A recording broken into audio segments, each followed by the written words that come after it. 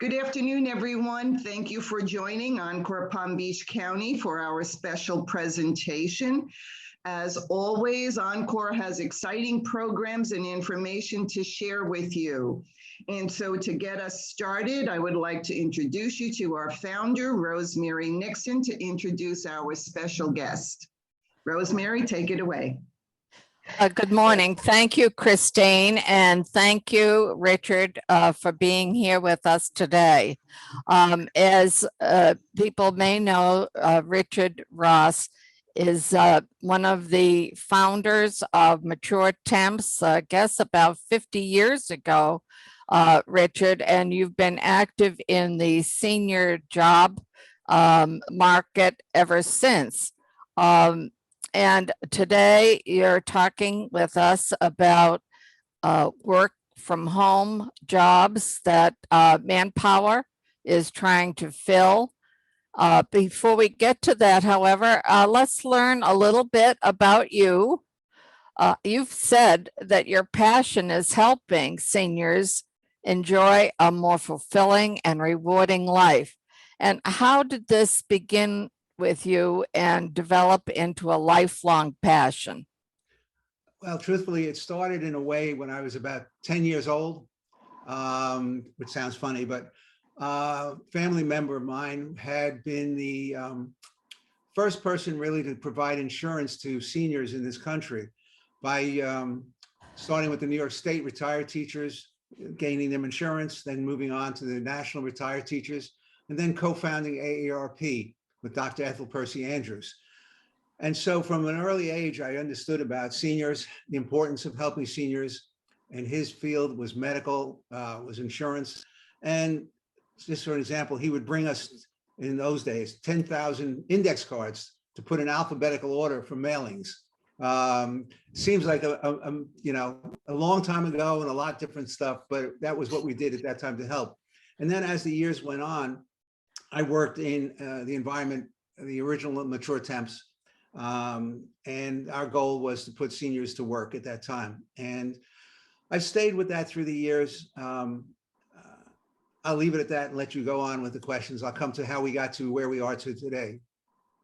Okay, well, it's hard to remember a time before Medicare and before your uncle started a medical insurance program for seniors. So how did seniors pay for medical care before that? They paid for it out of their pockets. And that was a problem for seniors at that time because many of them were retired, didn't have the money to pay for it. They may have had a program through, for example, the Retired Teachers Association, but they didn't really have, other than teachers, didn't have it. And so, in fact, Medicare came along in the mid-60s. Before that, it was, as I say, self-pay. I remember, because at that time I was working for Colonial Penn Insurance while I was going to school. And our concern at Colonial Penn was, is Medicare going to put us out of business? Because we were doing insurance to these seniors. And if anything, it enhanced it because Medicare has a copay. So that's how the insurance companies and through AARP came along as the copay companies. And it just boomed from there. But before that, they had to pay for that out of their own pockets, which meant a lot of seniors didn't go to doctors and didn't have things done that they needed to have done.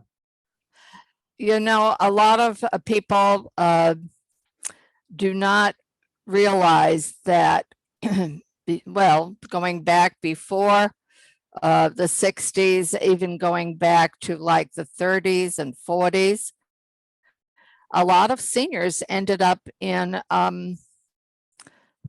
what would you call it? Old age homes, poverty shelters, and so forth, because there were no programs for them. Well, it's also why, as the years have gone on, between medicine and insurance, people have lived longer because they didn't live longer when they didn't have the insurance to take care of themselves and go to doctors and have treatments and things done. So if they needed replacements of knees and hips and stuff, they didn't have the money to do it. They didn't do it. And it took years off their lives, where today, between Medicare, AARP insurance, and other types of insurance, as well as scientific innovations, people now live longer and healthier. And, you know, when you had a bad hip or a bad knee, you ended up in bed. Now, a month after you have a hip replacement, you're out playing, you know, golf or whatever you do. Maybe not tennis after a month, but golf. So that's major changes over the years that have come about, both innovation and also having insurance. Okay. Now, your uncle was one of the co-founders of AARP. Yes. What was the thinking about why there was a need for AARP apart from the insurance aspect? Well, what happened was they insured National Retired Teachers Association, which was what Dr. Ethel Percy Andrews was the president of. And they started getting literally thousands of letters from people saying, I'm not a teacher, I need medical insurance, can you help me? So his idea was to do it both to provide health insurance to people who didn't have it and to widen the scope of people who could get it, but also to create an environment to be able to pursue interests and to be able to let people in this age category know they're not alone. There are similar interests and problems. And that whether it was Modern Maturity, which was the original magazine of AARP, or current magazines, AARP had provided information to people as well as avenues. I mean, Colonial Penn also then opened the first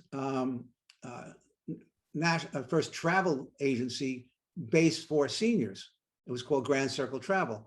They developed a mobile home park in Leesburg, Florida, again, one of the more upscale first ones, and they created Mature Temps to try to help seniors go back to work. So Colonial Penn really tried to cover many areas, and his vision was very, very unique for the times. This is back in the 60s, to look at it and try to create opportunities for people to live better and to live longer, but to live better. And he was a true visionary. And in fact, he is departed, he died about 20 years ago. He founded the Leonard Davis School of Gerontology at University of Southern California, which is today the only school of gerontology that offers a undergraduate, a master's, and a PhD in gerontology. He was, as I say, a true visionary. Wow. Thank you for sharing that. That is information I'm sure most of us are not aware of, and it's always good to have background. So with the founding of Mature Temps in 1969, you began a 50+ year career helping seniors find work. Was it always in terms of finding temporary assignments, and why? Or what was there resistance to hiring for permanent positions, or was the feeling that this is what seniors wanted? I think you just combined them all. What happened was, when we started in 69, I started in 70, I was there was reluctance. I'll be honest with you. One of the first experiences I had, and I was 25, 26 years old, was I was trying to sell someone on utilizing seniors. And she said to me, "Oh, I won't use seniors." I said, "Why?" She says, "Oh, they die in your office." And I said, "Have you ever had anybody die in your office?" "No, but they all have diabetes."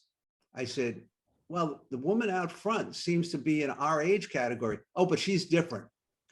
And we did face a lot of resistance, but we had a number of companies that saw the benefits of using seniors, the dependability, reliability. They may have gone in as a temporary, but they'd stay and become permanent in many situations. It was a situation where they like to see how the person would work out before they'd make them a permanent hire. For example, one of our clients was Vanguard, the financial company, and we would probably give them 50 to 75 people a year that they would hire permanently after they had been there for a few months as temporaries. So we did both. We put them into temporary situations, and then they became permanent.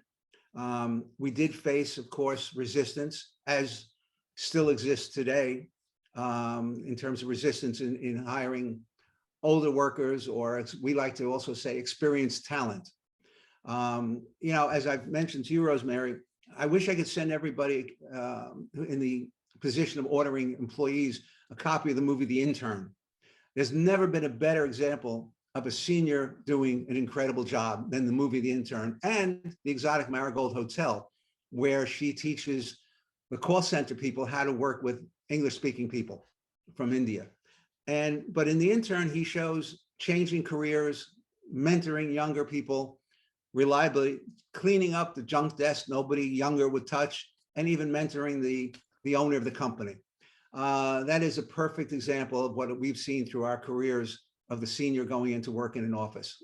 And that's what we're trying to do now, is put more people to work. And Manpower has made a major commitment to putting people back to work and putting seniors back to work. If I can, and maybe it's one of your questions, how this came about 3 years ago, everyone saw that unemployment was unbelievably low and companies couldn't find workers.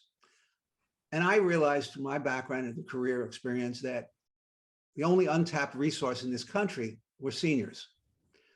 And so it was a matter of trying to put them in an environment to be aware of job opportunities. And I was fortunate to get a meeting with AARP. AARP hired me as a consultant to analyze and help them choose a national staffing service to work with for this project. And I worked with that for about 6 months till we determined which companies. And it's funny, there were 5, I'm not going to mention the names. One of them, one of the large ones, never even bothered to call me back. Another largest one said to me, we don't have the time or the resources to deal with this. Showed me a little bit of their attitude towards seniors, possibly. We, over the process, and we interviewed the others, we selected Manpower. When I called Manpower and spoke and left a message for the president, I got a call back in a half an hour of, what do we have to do to get this project from Manpower? Which showed me their commitment to working with seniors, to helping seniors. Yes, they wanted to fill more jobs, of course, but he saw this as an opportunity to help this age group and to fill it with people who would be good employees and steady employees. And that really impressed me and impressed ARP a lot. And that's why the selection was made to go with Manpower. And I went with Manpower. They thought I know something about this, so they hired me. So it's worked out well, and we're expanding that now into virtual call centers, realizing the need for seniors and many people, even as COVID may hopefully be winding down. A lot of people would prefer to work from home than to go into an office or go commute or things of that nature. And our experience has shown that those people would prefer to work from home. As experience has shown over the last year and a half, there was a fear when people working from home, would they be distracted? Would they work less? Would they watch television instead of working? And that hasn't proven. It's, in fact, the opposite is proven. People have been dedicated to doing their job. And so we started this program to help fill virtual job call centers. And we're now seeing major clients signing on.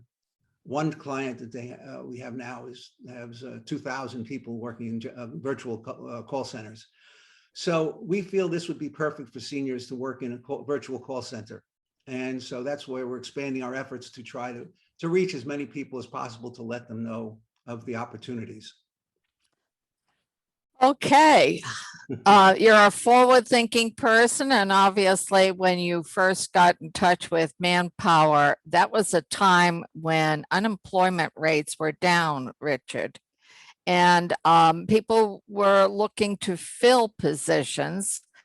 Encore, which we began our work in 2016, we saw that there were opportunities for seniors, but there were still many people who over 50 who had lost their jobs in the Great Recession of 2008, had never really found the kind of work that they had before or at the income levels of what they had before. And many of them have dropped into the ranks of what they call the long-term unemployed. And those people are very hard to reach. They are potential workers from home. Many of them are educated. We've met them, professional people. So they're capable of it, but the reaching of them is difficult. And that is why we're trying to help your effort by spreading the word. But we're a small organization, even though we send out about 1,000 emails a week and newsletters and so forth. I think you understand with marketing, only we have an open rate on our emails and newsletters of about almost 30%, which is very good. Yes. However, we don't have the capability of knowing, have people acted on it? You know, we've put the links to connect with Manpower. Mhm. Do you have, and then of course the pandemic has exacerbated the situation. So employers have let many employees go, and among them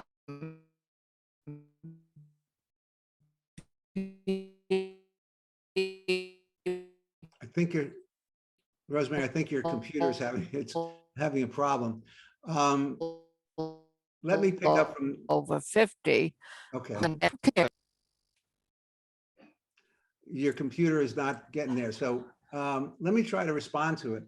The pandemic, yes, caused a problem. There's certain things that are still causing problems.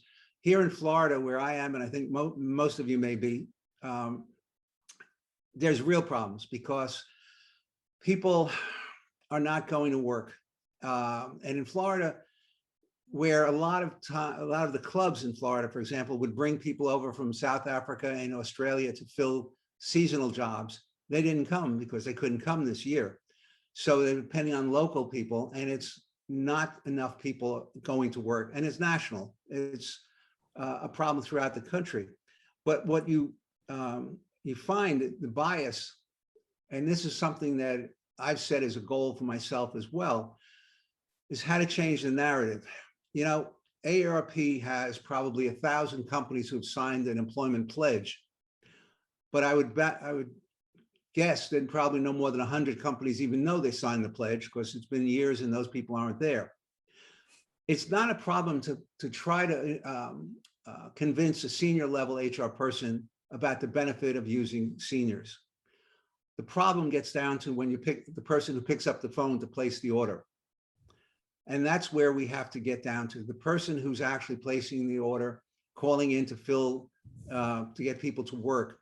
That person has to understand the benefits of using seniors. And that's something that hasn't happened yet. Also, because age discrimination is a level 2 discrimination in employment law, there's more discrimination against it than if you were looking at ethnicity or sex or other issues, which are level 1. You know, since there's less financial, I guess, risk to a company of discriminating against age, there's more of it. And that's something that we have to work on in the future to change. And I believe through Encore, working with some of the people in Encore and myself, we're going to try to make that change in the public, in the corporate eye. Richard, you mentioned the difficulty with HR people. Yes. Not getting the message. Today and tomorrow, one of our board members is attending a conference of HR managers in West Palm. And she's bringing the information about Encore. And so that's one little effort that we're making to reach them. And the other is we're working on an event recognition event for October called Wisdom and Experience, to recognize employers who are what we call age friendly, who are have a commitment to hiring, retraining, and retaining experienced mature workers. And so those are two efforts that we're putting out to try and reach those HR people. We do have a pretty close connection with the HR Association of Palm Beach County. Do you have ideas of what more we could do in terms of reaching HR people? Because that seems to be or decision makers in companies, because HR people aren't always the decision makers. They carry out the directives from above. So what more can we do about that? One of my ideas that I'm going to try to develop over the next few months is a training module that when companies hire new people in the HR department and train them, that our training module, I won't say extolling, but explaining the benefits of utilizing seniors is part of their training program. I think that would help at least raise the issue in the training process and might be able to convince some of these HR lower level people who are the ones who pick up the phone to look at more of a effort to reach out to seniors, whether it's the seniors groups, because the current, put it on Indeed or put it on Glassdoor or any of the rest of them aren't enough. It isn't going to work. So they're going to have to be a little bit more proactive in reaching out to groups to try to find people. And I think if they have a training program and believe in the benefits of utilizing seniors, they might be willing to try it. And I think that's part of it. And I'm going to be working with Janine, who's also Encore Network, in her Change the Narrative, and see if we can put together this training module as an effort to incorporate it into their training program, into companies' training programs. Beyond that, we're going to have to be creative, and that's the challenge. It really is. You don't change something that's been there forever overnight, but we have to take the steps. You know, it's interesting that, as I said, in the recession of 2008, where so many people over 50 lost their jobs, and then in the pandemic once again, and yet employers don't seem to recognize the fact that our birth rate in this country is declining greatly. And so if anybody is thinking beyond tomorrow or the day after, if they're really thinking about workforce development, they have to be asking themselves, where are the workers coming from? And maybe we need to hang on to some of the ones we have. It's like, and now they're calling us and other people frantic to find employees now that we're coming out of the pandemic. It's almost like it's a problem of their own making, employers. Well, I think there's a lot of factors in there, but yes, they're so far unwillingness to reach into groups that they haven't historically reached into is part of the problem, because companies are, many companies are not known as age friendly, as you've talked about, an age friendly, so that seniors have been turned off by those companies and don't necessarily want to go there.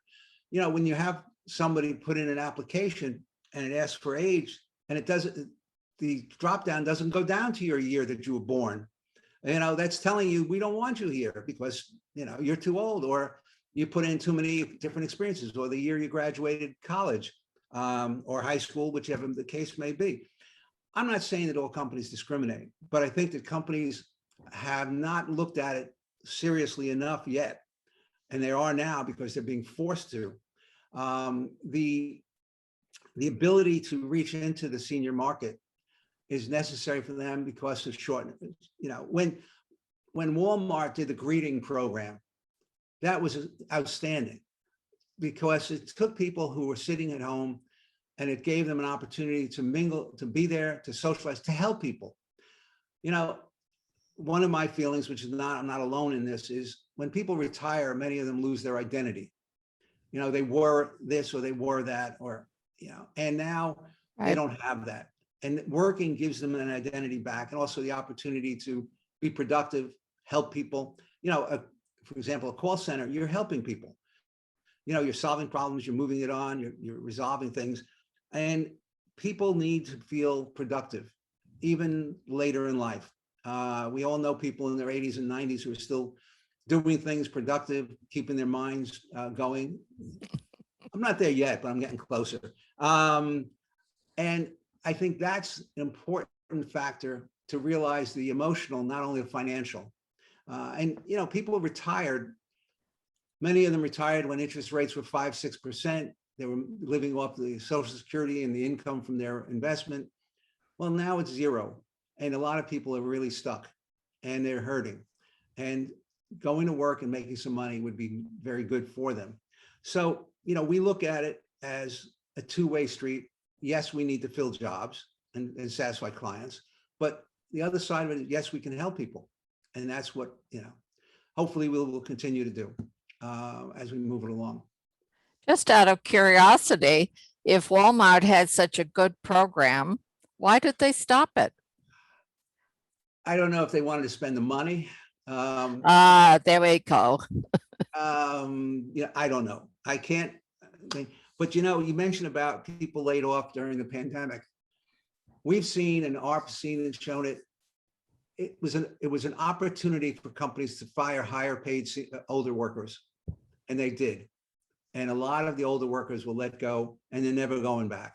And ARP also says that a 50-year-old person losing their job, it can take 2 years or longer to find a job if they ever do, and it's rarely ever at the same kind of compensation they were making before. Right. And you're 50 years old today, you've got 20 years, 20, whatever it is, years left that you can be productive. And yet somebody's telling you, no, you're not. And 50 is the new 60 in terms of employment. People look at you differently. I have a 50-year-old daughter, and she was so happy not to get an ARP card in the mail. She just doesn't look at herself as being an ARP member. And I remember ARP, when it started, I think it was 60 years old. Now they've taken it down to 50 years old. And it's something that, it's a psychological thing. People today, it's like at my last birthday, which I won't mention the age, I said, how did I get here so fast? And it's something that, we all get there fast, and you have to enjoy it, but you have to stay productive. It's all relative. I'll give you one of the people in my poker game up north is 94 years old, and he's still sharp. And they were talking about someone else who had died who was 90, and he goes, "Oh, so young?" It's all's relative. If you're still sharp and you're still productive and you still want to do something, it doesn't matter the age.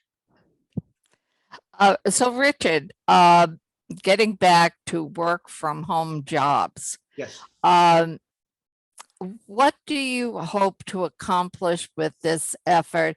And while you were talking, I was also wondering, so many call centers were staffed with people from other countries who didn't speak very good English. Are companies bringing those call center jobs back? Is this part of what's the need?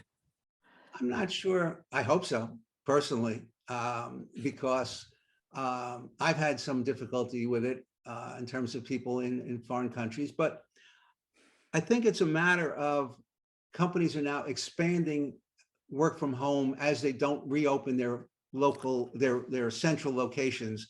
They're looking to fill with people from working from home. I don't know, I assume some of them are coming over here from overseas because these are creating new jobs in America, which I think is great. But the language, you're right. People, you're always right. You'd like to speak to someone who understands what you're asking them and can help you. And Sure. I think that's one of the benefits of having call centers in America, more call centers in America. And doing it virtually allows you to also have, instead of central, like, you can have people in New York working for a call center in Los Angeles, which means they can open up at 6 in the morning, at 6 in the morning LA time, or the reverse, they open till 8 o'clock at night in LA for a New York company. So there are benefits of doing that and having people spread out over the country. It gives them a wider period of time to work. One of the things I've learned working with Encore is the people we reach. Many of them are early birds like myself. I'm up sending messages at 6:30 in the morning. I know, I see them. But others are late night people. They're sending me messages at midnight, 1 o'clock in the morning, and I see them and I say, "What are you doing up so late?" So we span the spectrum, and there really is an enormous resource in people over 50 and under 50 for work at home jobs. So do you want to tell us a little bit more about how this program work at home jobs, how people get in touch with it, what they can expect, and at the end, we're going to put up the information about the email address, and in our newsletter, we had a link that people could connect to fill out a form.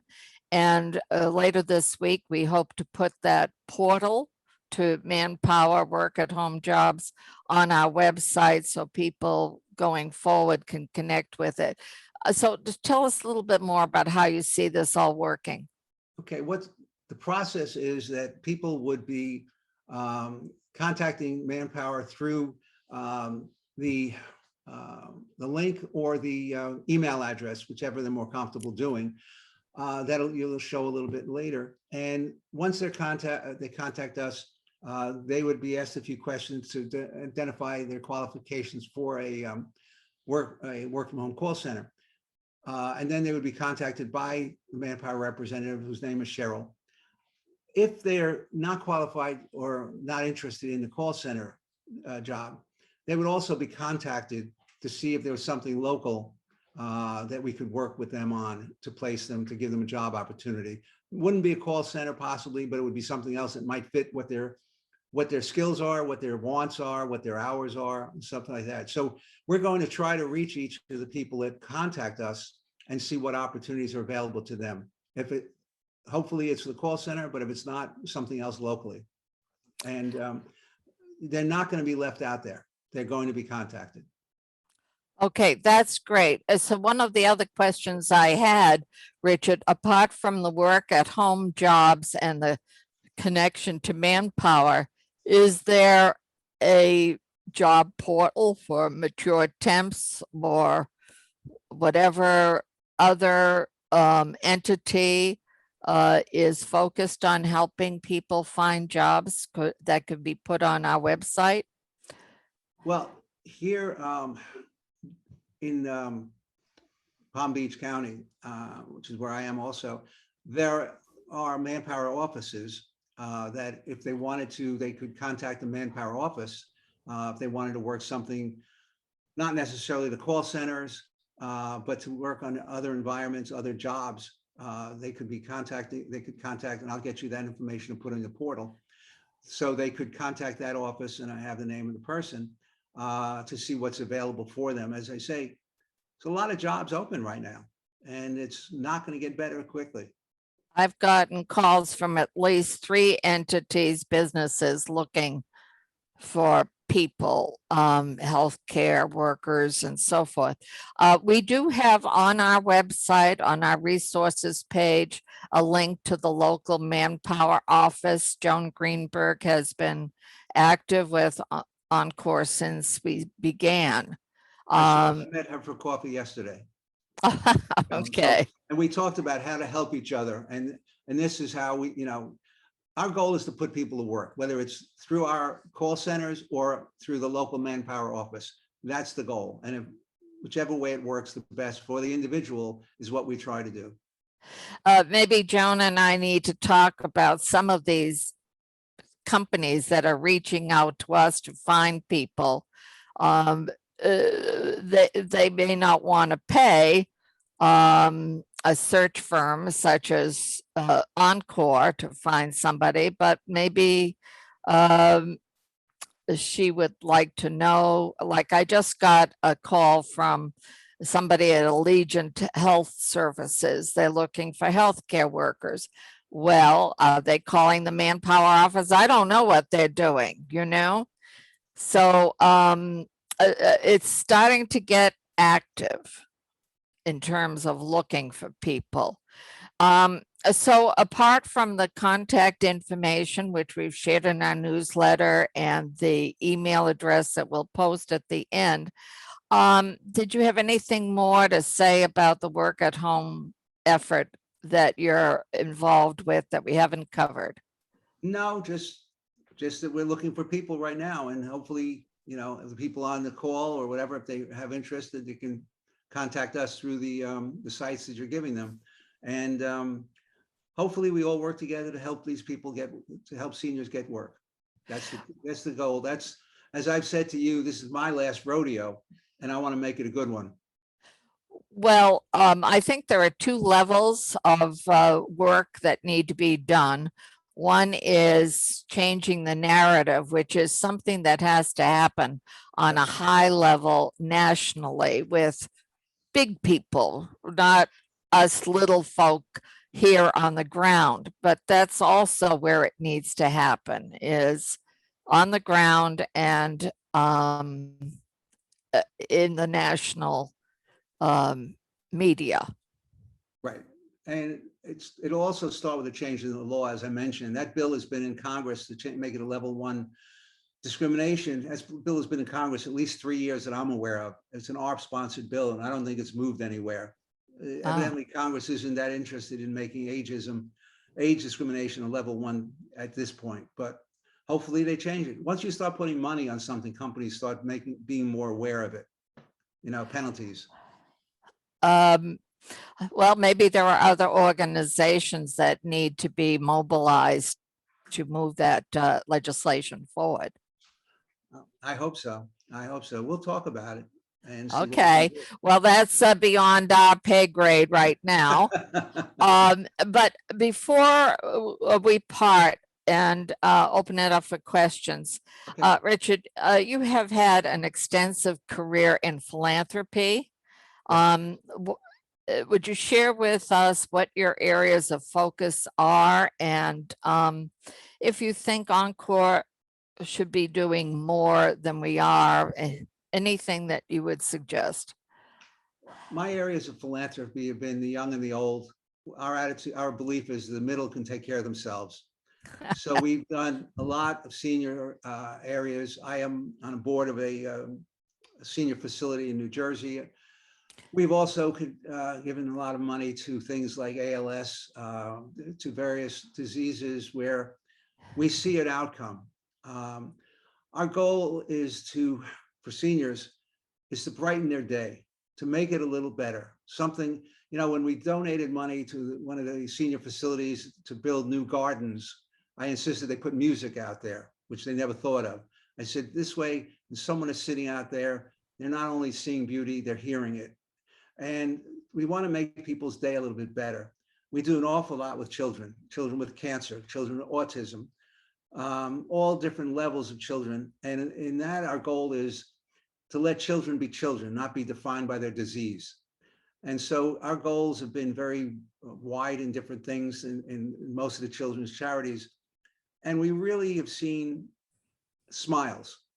And that's what you want to see, is smiles.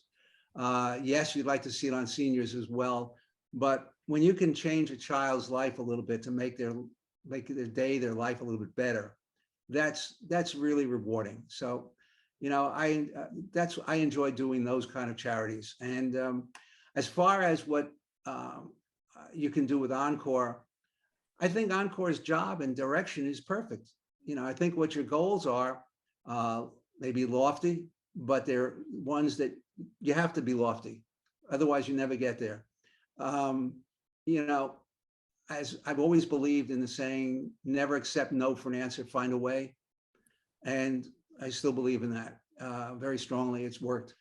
And that's what we're trying to do with the charities, is change the narrative. And hopefully, I can help you and you can help me work towards changing the narrative for Encore.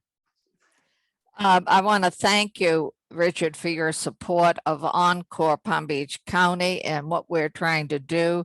I will tell you that I've had many communications with funding sources.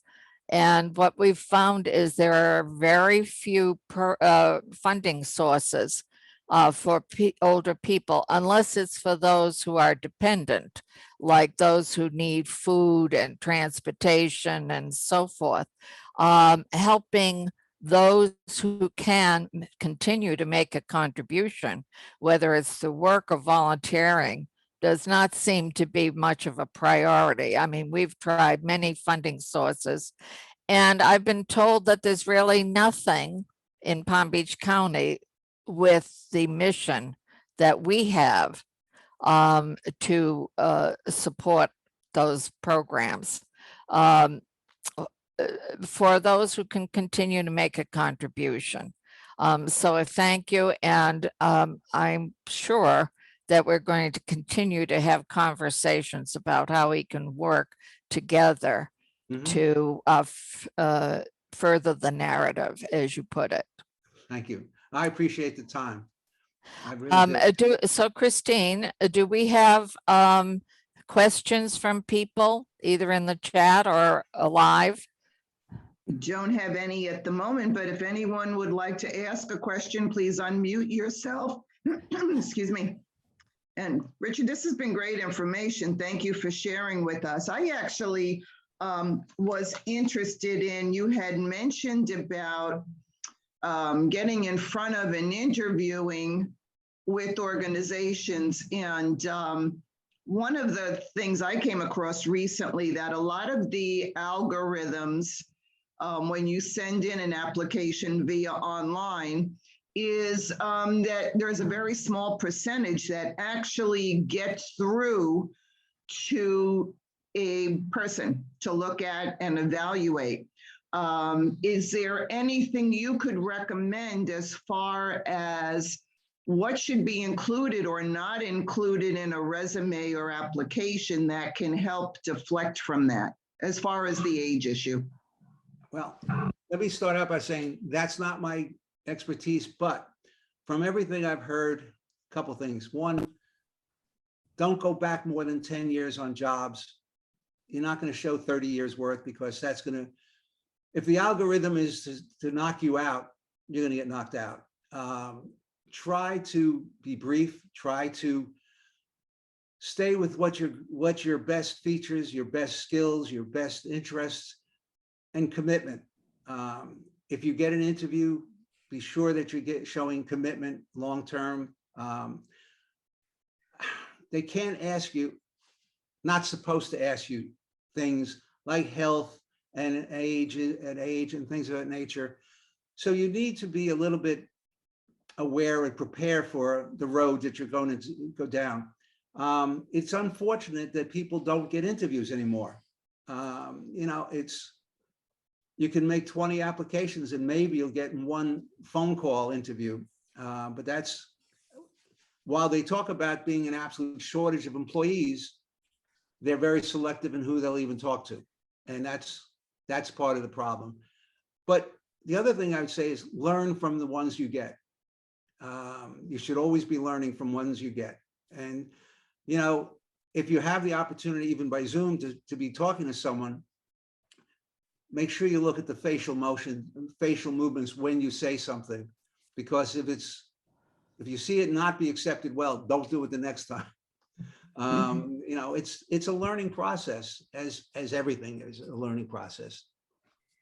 Right, You know, I'm sorry, there's been much discussion about the algorithms and the job boards and so forth. I will just say that I personally believe, and what I teach people when they want to work with me, is how to network personal connections to find jobs. Back in the mid 80s, I learned then that at least 50% of jobs are found by personal networking. And nothing has really changed. And yet a lot of people are not very good at that. They think that networking is going to a chamber meeting and passing out business cards, but it's a lot more skilled. It's a skill and it has to be taught. And a lot of people have been out of work a long time, just really don't know how to go about it, and they need support and help. Have you noticed this, Richard? Yes, especially in this age category, they, after 2 years or so, people give up. And so they're not making the effort. They're not using all of their contacts, their skills, their drive to do it. And, I would give, if you get an interview and you're in front of somebody at a company, I've always told people, research the company that you're going to see before you get there. Know what they do, know what's going on, know if they're going up or going down, if they're hiring or firing. Learn, take the time to know what it is so you can be conversant, not be a show off that you know a lot, but at least to be conversant about the company, because the good interviewer is going to ask you those questions about how much do you know about the company and the job, etc. And you better know it. I'm serious. I've seen salespeople walk into companies not knowing the first thing about them and get thrown out pretty quickly. So, I think it's the same thing on an interview. Do whatever you can to stand out from the others. It's a selling job, really. And a lot of people are not salespeople. A lot of people looking for work aren't experienced salespeople. Everybody's a salesperson. Well, And you have to everybody realize needs to be, but they aren't necessarily all good at it. No, but they have to try. We're always selling. Even if you're selling your opinion or your ideas to somebody else, we're all salespeople. And Yeah. your children definitely have been salespeople their whole lives.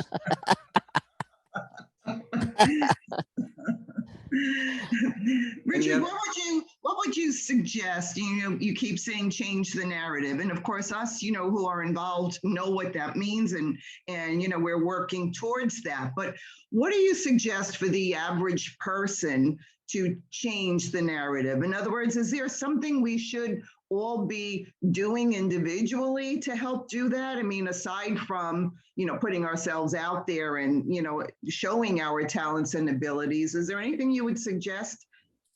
Well, one thing I think, we talked about a training module from the sales side, but the other side, from the HR side, one of the other things that you can do that I've tried to do because I'm in that age category is to talk to friends about what are they going to do? What else can they do? I talked to any friend of mine who's going to retire. I said, don't you retire until you have a plan. It looks so good. Oh, I'm going to go home. I'm going to play golf. I'm going to do this. I'm going to do that. I'm going to read books. Yeah, that's going to last a month. Trust me on this one. And I say, go get a plan so that your husband or wife doesn't want to throw you out of the house or off the top of the building. You can only play golf and go to dinner and play cards so much before you just get burned out. Look, I've gone back to work 4 times since I sold my company many years ago. And so talk to your friends who may be in this age category, or your relatives who may be in this age category. Talk to them about, you don't have a lot to do. You're somewhat bored. The TV is enough. There's not enough to watch. Why don't you think about assessing your skills, putting it down on paper, and going and applying for a job? Even if it's a temp job with a temp service, it's a start. And you will feel, as my wife, who's sitting over here smiling at me, says all the time, the fact that I went back to work this month, I'm working more now than I worked in the last 10, 20 years, because the passion is, I'll work 7 days at different points in time because it's the passion. But it creates a life in you again that may have died out for a while. And, you see that in friends and relatives. Talk to them, try to get them to at least make the effort to go back to work, to do something with their lives, even if it's volunteerism, but to do something more with their lives. And it's one person's opinion, put it that way. Great advice. Great advice. And Rosemary can attest. That's what we speak about all the time, right, Rosemary? Well, when I retired from as a financial advisor. I had spent many years working with people planning financially for their retirement, and I saw And she froze. She froze. The wonderful world of technology. Exactly, exactly. 99% of them did not have a plan. I mean, they were going to go fish. That's all great for a month, 2 months. I guess You're breaking up, Rosemary. Breaking up, Rosemary. Do we have any other questions? Is there anyone on the call that would like to ask Richard a question about the work from home opportunities? Well, No, that's surprising. I think we covered it all, Richard. You did a great job with or I that. talked too much, one or the other, but All at least according to Can- my wife, I spoke too much, but that's all right. I really appreciate your time today, all of you, the time, and hopefully I've helped, expand your thoughts on this and giving you some ideas to move on with. But we're going to do this, and we're going to help people go back to work. So Christine, would you put up that slide? I sure will try.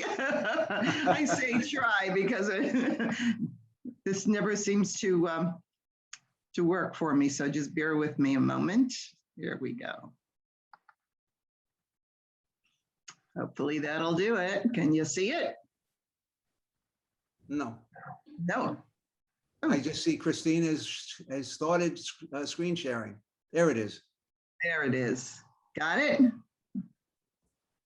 If Yep. interested in learning more about work from home jobs, email specializedsourcing@manpower.com. And I'll put that in the chat as well. Okay, great. Well, thank you again, Richard. Oh, it's been my pleasure. It's been enjoyable. And I thank all of you for listening to me, for hearing it. So I appreciate Well, we'll talk more, of course. Okay. Yep. All right. Thank Thank you. you. Thanks, everybody. Bye-bye. Bye-bye.